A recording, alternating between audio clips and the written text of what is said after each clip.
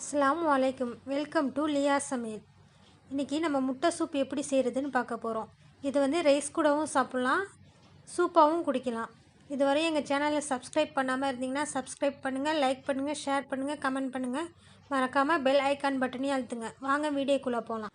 அரை மூடி தேங்காவை நான் பால் எடுத்து வச்சுருக்கேன். 3 தக்காளி, 3 பச்சை மிளகாய், கொத்தமல்லி கொஞ்சம் எடுத்து வச்சுருக்கேன். ஒரு வெங்காயத்தை சின்னதாக கட் பண்ணியிருக்கேன். 4 முட்டை, 1/4 டேபிள் ஸ்பூன் மஞ்சத்தூள், 1 டேபிள் ஸ்பூன் இஞ்சி பூண்டு விழுது, 1 டேபிள் ஸ்பூன் பெப்பர், 3 கிராம்பு, 2 பட்டை, 1 ஏலக்காய் இதெல்லாம் எடுத்துங்க. இப்போ ஒரு பவுலில் 1/2 லிட்டர் தண்ணி ஊற்றிங்க.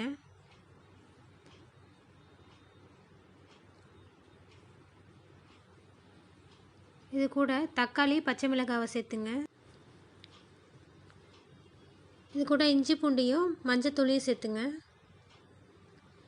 தேவையான அளவு உப்பு சேர்த்துங்க. இப்போது இந்த தண்ணியில் தக்காளியை வந்து சாறு வர மாதிரி நல்லா மசிச்சு விட்டுங்க.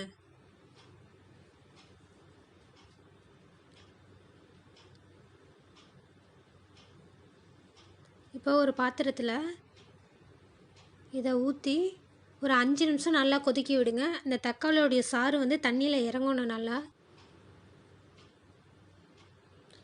மூடி போட்டு கொதிக்க விடுங்க. இப்போ 5 நிமிஷம் ஆகிடுச்சி, பார்த்தா உங்களுக்கு தெரியும். இதில் நம்ம இப்போ 4 முட்டை வந்து ஊற்ற போகிறோம். எப்போதும் நம்ம முட்டை ஊற்றும் போது ஒரு பவுலில் ஊற்றுங்க. ஏன்னா சில நேரத்தில் வந்து முட்டை வந்து வீணாக போயிருக்கும் நம்மளுக்கு. அப்போ வந்து ஒரு முட்டையை ஊற்றும் போது அந்த ஃபுல் டிஷ்மே நம்மளுக்கு வந்து வீணாக போயிடும். அதனால் எப்போதுமே எந்த டிஷ் செய்கிறனாலும் ஒரு பவுலில் ஊற்றி நீங்கள் முட்டையை ஊற்றுங்க. இதை இப்போ வந்து மூடி போட்டு வச்சுடுங்க. இப்போ முட்டை வெந்துடுச்சு. இதை லைட்டாக திருப்பி விடுங்க. 4 பேர் சாப்பிட்ற அளவுக்கு நான் இப்போ உங்களுக்கு செஞ்சு காட்டிக்கிட்டு இருக்கிறேன்.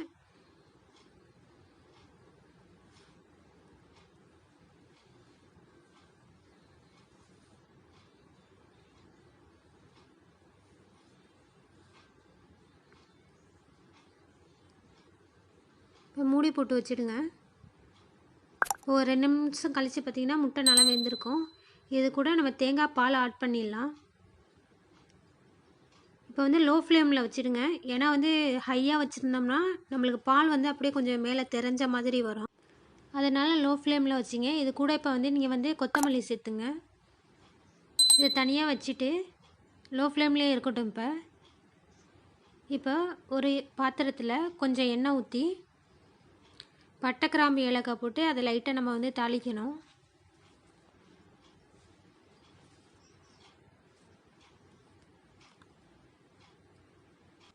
இது கூட கட் பண்ணி வச்சுருக்கிற வெங்காயத்தையும் நீங்கள் ஆட் பண்ணிங்க. வெங்காயம் லைட்டாக ப்ரௌன் கலராக வரவதையும் வதக்குங்க.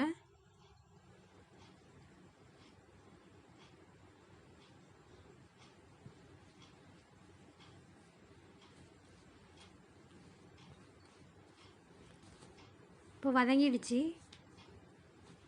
இப்போது நம்ம வந்து இந்த சூப்பில் வந்து இதை ஊற்றிடலாம். மேலே